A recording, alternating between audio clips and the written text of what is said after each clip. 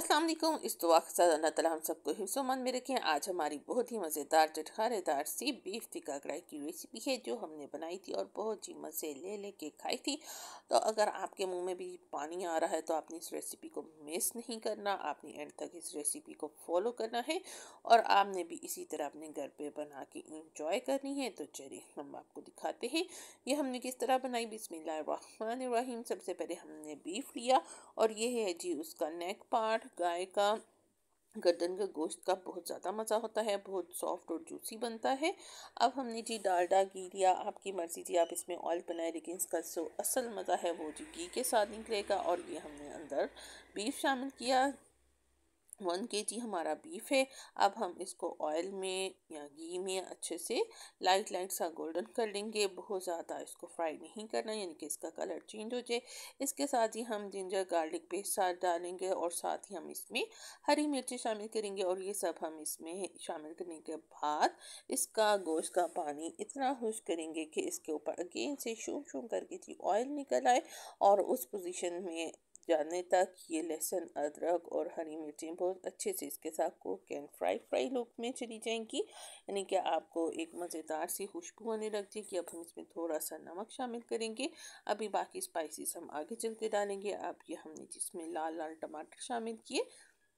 अभी हम ये सब एक वॉक में कर रहे हैं और आगे चल के हम इसको प्रेशर भी लगाएंगे, लेकिन उससे पहले हम टमाटर के छिलके सब रिमूव कर लेंगे ताकि हमारी कढ़ाई जो सी स्मूथ सी बने। अब हम इसमें धनिया पाउडर, ज़ीरा पाउडर, रेड चिली पाउडर, सादी लाल मिर्च शामिल करने जा रहे हैं और साथ हल्दी शामिल करने जा रहे हैं। सिंपल से स्पाइसेस इस पॉइंट पे जाएंगे और आहिस्ता आहिस्ता हम इसमें स्पाइसेस डालते जाएंगे।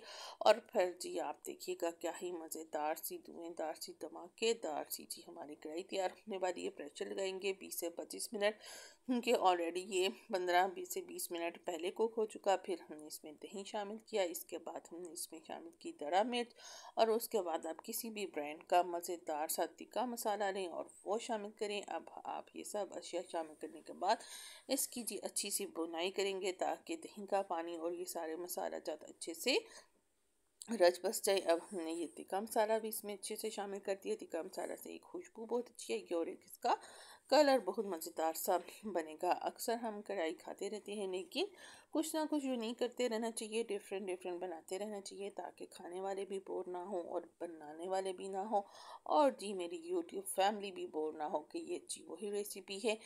इन पे आप इसमें शामिल करें काली मिर्ची और थोड़ा सा गरम मसाला। इसके अलावा जी इसको चस्का लगाने के लिए हम इसमें फर्दर शामिल करेंगे ड्राइड कसूरी मेथी, जिससे जी हर कढ़ाई के अंदर जी जान पड़ जाती है, बहुत ही अच्छी खुशबू आती है। लास्ट पे हमने ये शामिल कर दी।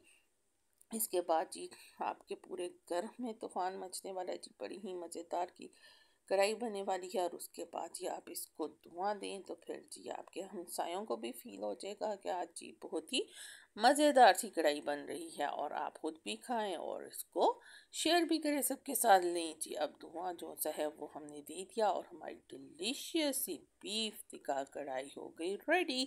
अब जी गरम गरम नान लेके आए या फिर घर की रोटी लें और गर्मा गर्म इसको सर्व करें और इंजॉय करें। Stay tuned.